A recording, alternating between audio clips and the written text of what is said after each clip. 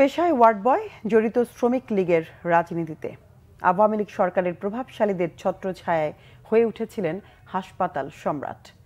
রংপুর মেডিকেলের চতুর্থ শ্রেণীর কর্মচারী নেতা আশিকুর রহমান নয়ন 12 বছর আধিপত্য বিস্তার করে সম্পদের পাহাড় গড়েছে সে।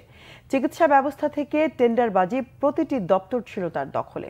রংপুর মেডিকেল নিয়ে জুয়েল আহমেদের 3 পর্বের রিপোর্টে আজ থাকছে দ্বিতীয় পর্ব। ক্যামেরায় শাহনেওয়াজ জনি। রংপুর মেডিকেল কলেজ হাসপাতালের চতুর্থ শ্রেণীর কর্মচারী নেতা আশিকুর রহমান নয়ন দাপট দেখিয়ে হয়েছে হাসপাতালের গডফাদার। 2012 সালে অফিস সহায়ক পদে যোগ দিয়ে স্থানীয় নেতাদের মদদে নয়ন হয়ে ওঠে বেপরোয়া। তার ইশারা ছাড়া নড়ত না কোনো ফাইল।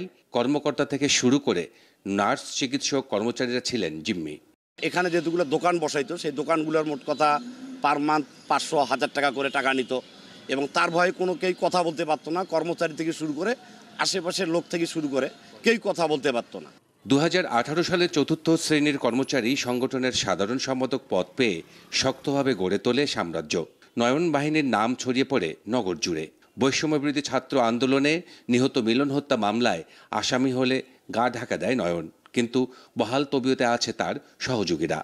ওদের সাথে আমার কোনো সম্পর্ক নেই, যেহেতু ওটা হিসাব শাখা এটাকে সম্পূর্ণ আলাদা, যেটার সাথে আমার প্রশাসন শাখার কোনো সম্পর্ক নাই।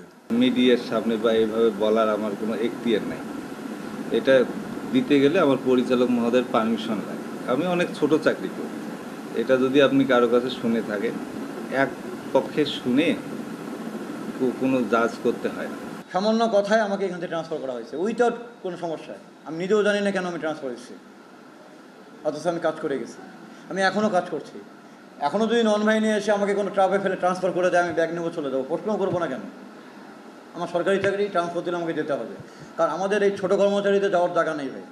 মেডিকেল ক্যাম্পাসের দোকান ভাড়া, সাইকেল গ্যারেজ, ক্যান্টিন, অ্যাম্বুলেন্স আর ওষুধ কোম্পানি সহ বিভিন্ন ক্লিনিকের স্যাম্পল কালেক্টরদের জিম্মি করে মাসোহারা নিত নয়ন ও তার বাহিনী।